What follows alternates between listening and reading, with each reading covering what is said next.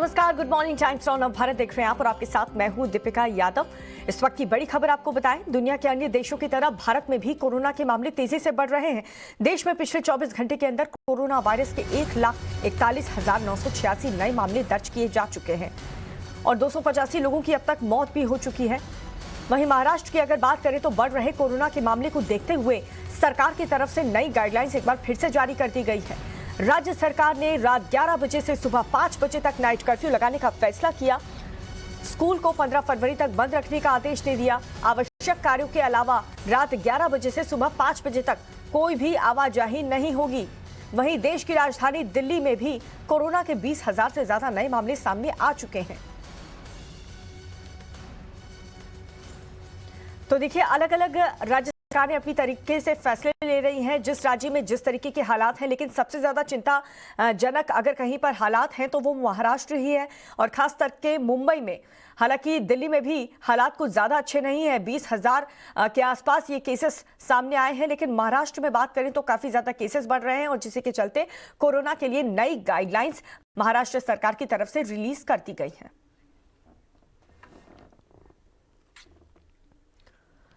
तो ये थी इस वक्त की बड़ी खबर। अब रुक कर लेते हैं 5 मिनट में 25 बड़ी खबरों का तेज रफ्तार में। चुनाव आयोग ने उत्तर प्रदेश, पंजाब, उत्तराखंड, गोवा और मणिपुर में विधानसभा चुनाव की तारीखों का ऐलान कर दिया है। चुनाव आयोग ने 10 फरवरी से चुनाव की घोषणा की है, जिसमें उत्तर प्रदेश में 7 चरणों, मणिपुर में 2 चरणों में चुनाव होंगे और इसके अलावा पंजाब, गोवा और उत्तराखंड में 1 फेज में चुनाव होगा। यूपी में सबसे ज्यादा 7 चरणों में वोटिंग होने वाली है। उत्तर प्रदेश में पहले राउंड की वोटिंग 10 फरवरी को होगी और इसके बाद दूसरे चरण का मतदान 14 फरवरी को होना है। 20 फरवरी को तीसरे, 23 तारीख को चौथे, 27 फरवरी को 5वें, 3 मार्च को छठे और 7 मार्च को 7वें राउंड का मतदान होगा। पहाड़ी राज्य उत्तराखंड में सिर्फ 1 चरण में वोटिंग होने वाली है। 14 फरवरी को उत्तराखंड की 70 सीटों पर मतदान होगा। 8 जनवरी को नामांकन की आखिरी तारीख, 29 जनवरी को नामांकन की स्क्रूटनी होगी और 31 जनवरी तक नाम वापस लिए जा सकेंगे। 14 फरवरी को उत्तराखंड में वोट भी डाले जाएंगे। पंजाब विधानसभा के चुनाव में 1 ही चरण में संपन्न होंगे। चुनाव आयोग ने पंजाब चुनाव को लेकर के चुनावी तारीखों का ऐलान किया है, जिसके मुताबिक 14 फरवरी को पंजाब में 1 चरण में सभी 117 सीटों पर वोट डाले जाएंगे। गोवा की सभी 40 सीटों पर इस बार 14 फरवरी को मतदान होगा। तारीखों के ऐलान के साथ ही राज्य में आचार संहिता लागू हो जाएगी। गोवा में चुनाव के लिए 21 जनवरी को अधिसूचना जारी कर दी गई है। 28 जनवरी तक नामांकन होंगे और नामांकन की जांच 29 जनवरी को होगी।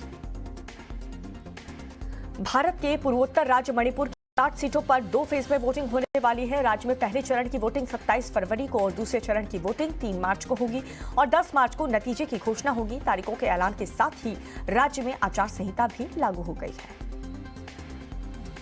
5 राज्यों में चुनाव तारीखों के ऐलान के बाद केंद्रीय गृह मंत्री अमित शाह ने ट्वीट किया। उन्होंने उम्मीद जताई है कि पीएम मोदी के नेतृत्व में बीजेपी शासित राज्य में एक बार फिर से पार्टी सत्ता में वापस आएगी। उन्होंने कार्यकर्ताओं से भी सरकार की उपलब्धियों को जनता तक पहुंचाने की अपील की है। चुनाव तारीखों के ऐलान के बाद ही उत्तर प्रदेश के सीएम योगी आदित्यनाथ ने भी चुनाव में जीत का दावा किया।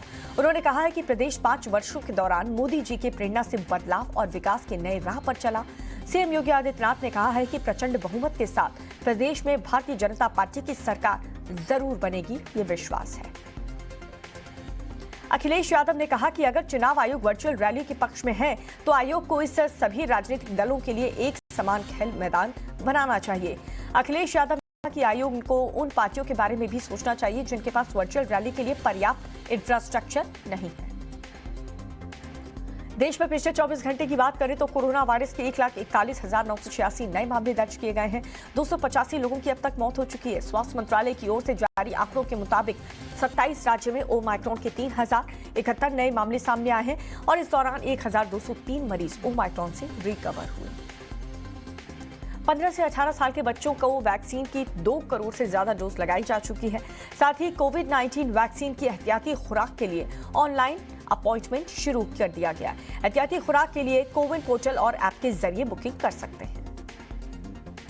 दिल्ली में पिछले 24 घंटे की बात करें तो कोविड के 20,181 नए मामले सामने आए और साथ ही 7 लोगों की मौत हुई। इस दौरान 11,869 नए लोग डिस्चार्ज भी हुए। वहीं प्रकाश पर्व को लेकर के डीडीएमए ने अहम फैसला लिया। डीडीएमए ने कहा कि वीकेंड कर्फ्यू में श्रद्धालुओं को गुरुद्वारे जाने की छूट मिलेगी। महाराष्ट्र में लगातार बढ़ रहे कोरोना के मामले को देखते हुए 10 जनवरी से नाइट कर्फ्यू लगा दिया गया है। ये नाइट कर्फ्यू रात 11 बजे से सुबह 5 बजे तक लागू रहेगा। पूरे महाराष्ट्र में पिछले 24 घंटे में कोरोना वायरस के 41,434 नए मामले सामने आए। वहीं मुंबई में एक दिन में कोविड के 20,318 नए केस सामने आए। लंदन में कोविड के बढ़ते मामलों से हाल बेहाल हो गया है। लगातार बढ़ते कोविड के मामलों से अस्पताल में मरीजों की संख्या बढ़ती जा रही है, जिसकी वजह से लंदन अस्पताल के कर्मचारी वायरस से निपटने के लिए संघर्ष कर रहे हैं। अलीगढ़ में एआईएमआईएम की नुक्कड़ सभा में विवादित नारे लगाए गए हैं। इन सभा में बाबर के राज की बात करते हुए कहा गया कि दलित मुस्लिम साथ चलेगा, बाबर जैसा राज चलेगा। इसके समर्थन में अलीगढ़ एआईएमआईएम जिला अध्यक्ष ने कहा है कि बाबर गलत नहीं था, बाबर जैसा राज होना चाहिए। कॉन मैन सुकेश के साथ प्राइवेट फोटो लीक होने पर जैकलीन ने कहा कि मैं बुरे समय से गुजर रही हूं। जैकलीन ने अपील करते हुए कहा कि मेरी तस्वीरें न करें। उन्होंने कहा कि मेरी वैसी फोटो सर्कुलेट न करें जो कि प्राइवेट है और मेरी प्राइवेसी में दखल दे रही हैं। बुली बाय ऐप मामले में गिरफ्तार नीरज बिश्नोई ने सनसनीखेज खुलासा किया।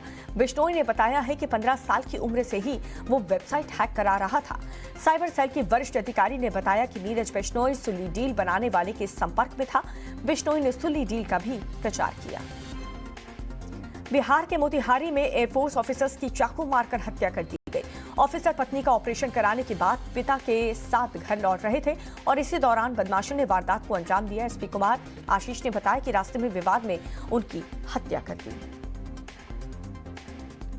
एक बार फिर से पाकिस्तान की नापाक हरकत सामने आई है। पाक के 46 ट्विटर हैंडल से सिख समुदाय को उकसाने की कोशिश की गई। आईएफएसओ के डीसीपी के मुताबिक 46 ट्विटर हैंडल पिछले साल अक्टूबर से दिसंबर के बीच बनाए गए। डीसीपी ने बताया है कि ये हैंडल फर्जी वीडियो को वायरल करते थे। पेट्रोल डीजल के दामों में बढ़ोतरी को लेकर के कजाकिस्तान में लोगों ने प्रदर्शन किया है, जिसके बाद से सेना ने प्रदर्शनकारियों पर क्रैकडाउन किया और कई प्रदर्शनकारियों को गिरफ्तार भी कर लिया है। कजाकिस्तान में बिगड़ते हालात को देखते हुए रूस हालात को संभालने के लिए अपनी सेना भेज रहा है।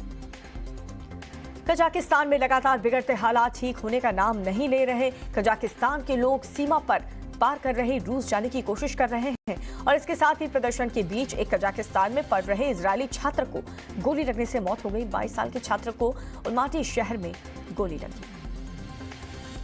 चीन के वुलांग में एक सरकारी ऑफिसर की कैंटीन में बड़ा धमाका हुआ है। हादसे की 16 लोगों की मौत हो गई। गैस लीक से धमाके की आशंका जताई जा रही है। धमाके के बाद से कैंटीन की पूरी इमारत गिर गई।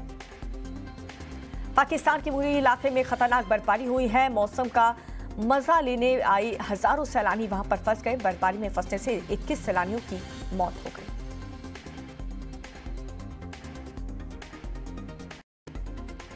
जम्मू कश्मीर के लगातार बर्फबारी हो रही है। पुंछ में बर्फबारी के बाद चारों तरफ बर्फ की मोटी परत जम चुकी है।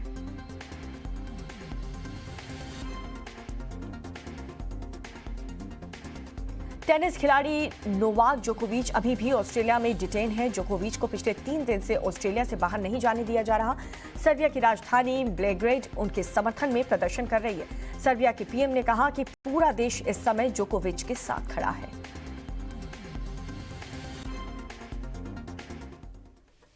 और चलिए कुछ और खबरों का रुख कर लेते हैं। उत्तर प्रदेश समेत 5 राज्यों में चुनाव तारीखों का ऐलान हो चुका है। पूरी खबर इस रिपोर्ट में।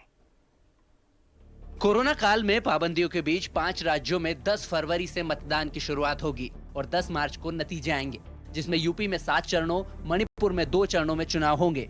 इसके अलावा पंजाब, गोवा और उत्तराखंड में एक फेज में 14 फरवरी को मतदान होगा। मुख्य चुनाव आयुक्त सुशील चंद्रा ने प्रेस कॉन्फ्रेंस कर जानकारी दी है कि 15 जनवरी तक कोई रोड शो, पद यात्रा और रैली नहीं होगी। सार्वजनिक सड़कों पर नुक्कड़ सभा की अनुमति भी नहीं होगी। घर घर जाकर प्रचार करने के लिए केवल 5 लोगों को ही परमिशन दी जाएगी।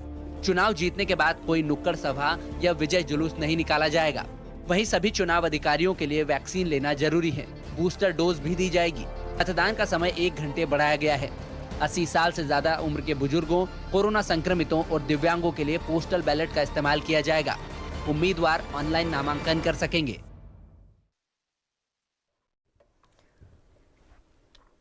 और सबसे बड़े राज्य उत्तर प्रदेश में कब और कितने फेज में वोटिंग होने वाली है, पूरी खबर इस रिपोर्ट में देखिए। लोकसभा चुनाव के सेमीफाइनल कहे जाने वाले विधानसभा चुनाव में सबसे बड़े राज्य यूपी में सबसे ज्यादा 7 चरणों में वोटिंग होने वाली है। 403 विधानसभा सीटों वाले यूपी में पहले राउंड की वोटिंग 10 फरवरी को होगी। इसके बाद दूसरे चरण का मतदान 14 फरवरी को होने वाला है। 20 फरवरी को तीसरे और 23 तारीख को चौथे राउंड की वोटिंग होगी। 27 फरवरी को पांचवे, 3 मार्च को छठे और 7 मार्च को 7वें राउंड का मतदान होना है। राज्य में बीजेपी ने फिर सत्ता में वापसी का दावा किया है। सीएम योगी ने चुनाव तारीखों के ऐलान का स्वागत करते हुए कहा कि 300 से ज्यादा सीटें जीतेंगे। वहीं समाजवादी पार्टी प्रमुख अखिलेश यादव ने भी अपनी सरकार बनाने का दावा पेश किया है। हालांकि चुनाव आयोग की रोक के बाद डिजिटल प्रचार के लिए अखिलेश और ओपी राजभर ने आयोग से मदद की मांग की है। और उत्तराखंड में एक ही फेज में इलेक्शन होने वाला है। पूरी खबर इस रिपोर्ट में। पहाड़ी राज्य उत्तराखंड में सिर्फ एक ही चरण में वोटिंग होने वाली है। 14 फरवरी को उत्तराखंड की 70 सीटों पर मतदान होगा। 28 जनवरी को नामांकन की आखिरी तारीख है। 29 जनवरी को नामांकन की स्क्रूटनी होगी और 31 जनवरी तक नाम वापस लिए जा सकेंगे। 14 फरवरी को उत्तराखंड में वोट डाले जाएंगे, जिसके नतीजे 10 मार्च को आएंगे। ऐसे में सूबे के सीएम पुष्कर सिंह धामी 60+ सीटें जीतकर फिर सरकार बनाने का दावा किया है।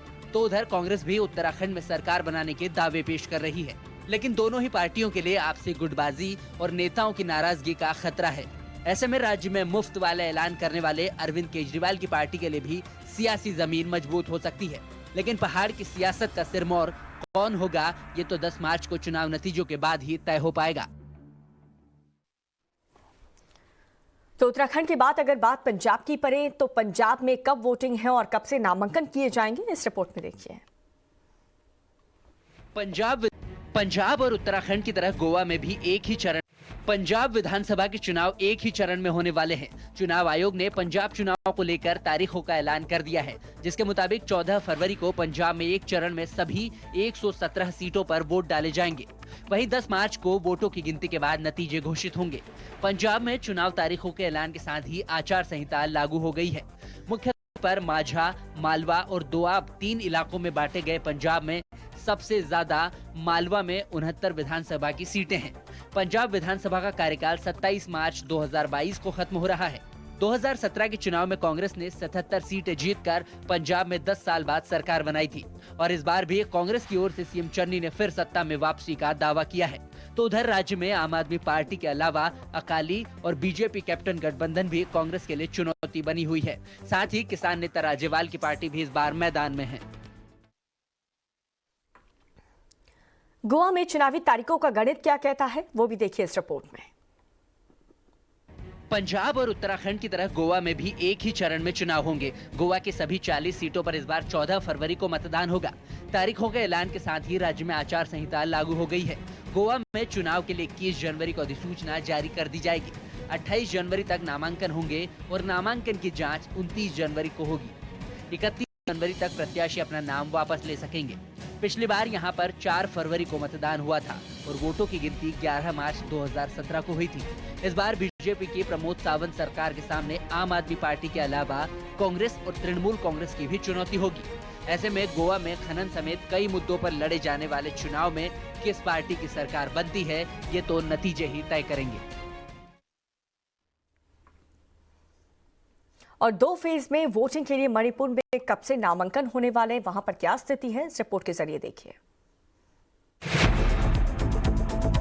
भारत के पूर्वोत्तर राज्य मणिपुर की 60 सीटों पर भी 2 फेज में वोटिंग होगी। राज्य में पहले चरण की वोटिंग 27 फरवरी को और दूसरे चरण की वोटिंग 3 मार्च को होगी और 10 मार्च को नतीजों की घोषणा की जाएगी।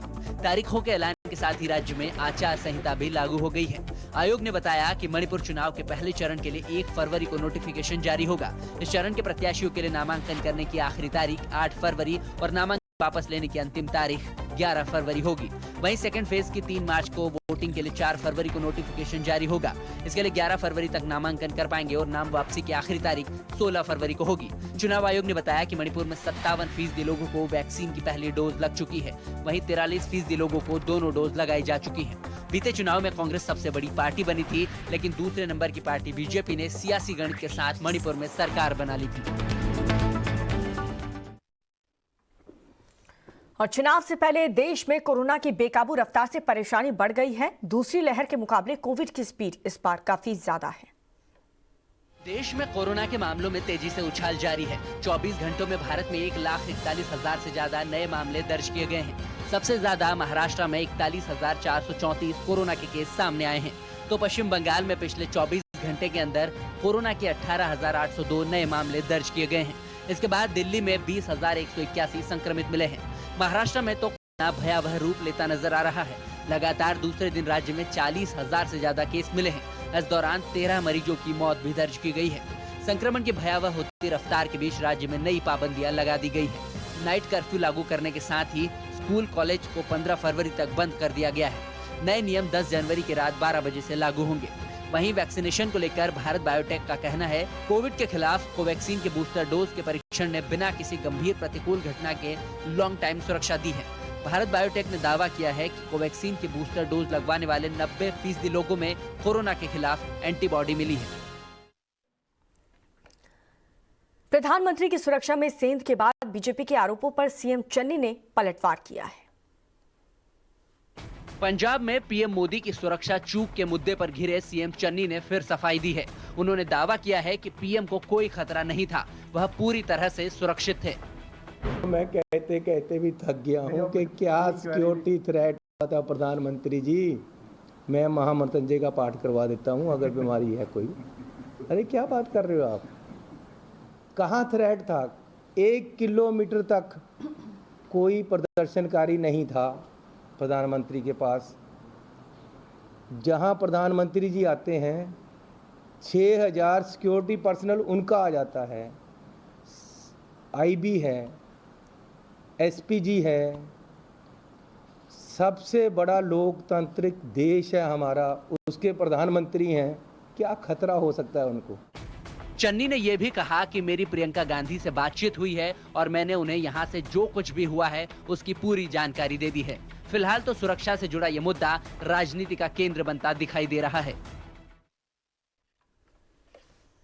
ओवैसी की पार्टी की सभा में विवादित नारा लगा है। क्या है पूरा मामला, इस रिपोर्ट में देखिए।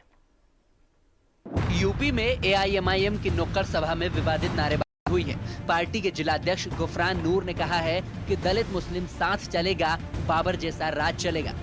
दलित भी साथ हैं हमारे और मुसलमान भी साथ हैं, और इंशाल्लाह ये दिन वो दिन दूर नहीं जिस दिन नहीं होगा। ये इंशाल्लाह एक दिन आएगा कि इंसाफ होगा, संविधान के दायरे में रहकर इंसाफ होगा और बाबर जैसा राज होगा। अलीगढ़ के जमालपुर इलाके में हुई इस नारेबाजी पर गुफरान नूर कायम नजर आ रहे हैं। अब इस बयान के बाद गुफरान नूर की मुश्किलें बढ़ सकती हैं। पाकिस्तान से ट्विटर वाली साजिश का भंडाफोड़ हुआ है। पूरी खबर इस रिपोर्ट में। आतंकी साजिश रचने में माहिर पाकिस्तान ने एक बार फिर भारत के खिलाफ नापाक हरकत की है। 46 ट्विटर हैंडल से सिख समुदाय को उकसाने की कोशिश की गई है, जिसके बाद उस पर एक्शन लिया गया है। दिल्ली पुलिस ने सोशल मीडिया पर प्रचारित की जा रही पोस्ट को लेकर मामला दर्ज किया है। साथ ही कई ट्विटर हैंडल को ब्लॉक किया गया है। पुलिस ने कहा है कि ये देखा गया है कि कुछ ट्विटर हैंडल की ओर से नकली वीडियो शेयर किया जा रहा था। यह video CDS general Bipin Rawat के निधन के बाद 9 दिसंबर 2021 को हुई कैबिनेट कमेटी की बैठक का था। सांप्रदायिक वैमनस्य को भड़काने के गलत इरादे से वीडियो के साथ छेड़छाड़ की गई और उसमें एक नया वॉइस ओवर लगाया गया, जिसमें कथित व्यक्तियों ने यह दिखाने की कोशिश की कि बैठक सिख समुदाय के खिलाफ थी। तकनीकी जांच के दौरान ये देखा गया है कि ऐसे कई अकाउंट हैं जिन्होंने एक ही वीडियो को एक ही हैशटैग के साथ ट्वीट किया है। यह सभी अकाउंट एक गलत मकसद के लिए बनाए गए थे। जांच में यह बात भी सामने आई है कि इन अकाउंट का इस्तेमाल पाकिस्तान से किया जा रहा था। इन सभी अकाउंट को ब्लॉक कर दिया गया है। बुलीबाई केस से जुड़े सनसनीखेज खुलासे हुए हैं। आरोपी नीरज के खुलासों पर ये पूरी रिपोर्ट देखिए। बुल्लीबाई केस में गिरफ्तार मुख्य आरोपी नीरज बिश्नोई ने सनसनीखेज खुलासा किया है। उसने बताया है कि वो 15 साल की उम्र से ही वेबसाइट हैक कर रहा था। उसने पहले भारत के अलावा पाकिस्तान के स्कूलों और यूनिवर्सिटीज की कई वेबसाइट को हैक और खराब करना शुरू किया था। साइबर सेल के वरिष्ठ अधिकारी का कहना है कि नीरज बिश्नोई का झुकाव जापान एनिमेशन के गेमिंग कैरेक्टर गियू की ओर है। तभी उसने उस शब्द का उपयोग करके कई ट्विटर हैंडल बनाए थे। उसने गियू शब्द से अकाउंट बनाया था, जिसके जरिए उसने जांच एजेंसियों को पकड़ने की चुनौती दी थी। वो ट्विटर हैंडल सुल्ली डील्स के निर्माता के भी संपर्क में था, जिसने गिटहब पर सुल्ली डील ऐप बनाया था। उसने इस इसका प्रचार भी किया था। इसके दावे की पुष्टि किशनगढ़ थाने में दर्ज एफआईआर में उसके द्वारा इस्तेमाल किए गए ट्विटर अकाउंट से हुई है। ट्विटर अकाउंट ने नीलामी के लिए एक महिला की तस्वीर ट्वीट की थी।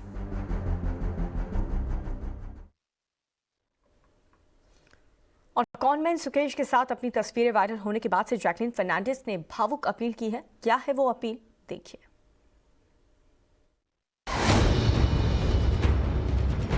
एक्ट्रेस जैकलीन फर्नांडिस की कॉनमैन सुकेश के साथ प्राइवेट फोटो लीक होने के बाद से वो परेशान हैं। जैकलीन ने कहा है कि मैं बुरे समय से गुजर रही हूं, इस तरह की तस्वीरें सर्कुलेट ना करें। जैकलीन ने सोशल मीडिया पर पोस्ट शेयर करते हुए कहा है कि इस देश ने और यहाँ के लोगों ने मुझे हमेशा जबरदस्त प्यार और सम्मान दिया है। इसमें मेरे मीडिया के कई दोस्त भी शामिल हैं।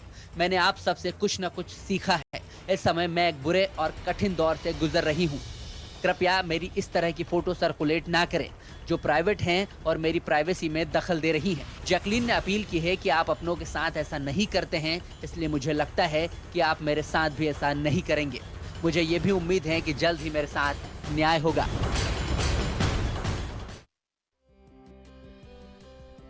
और यहाँ पर वक्त हो चला है बहुत छोटे से ब्रेक का। बने रहिए टाइम्स नाउ भारत के साथ।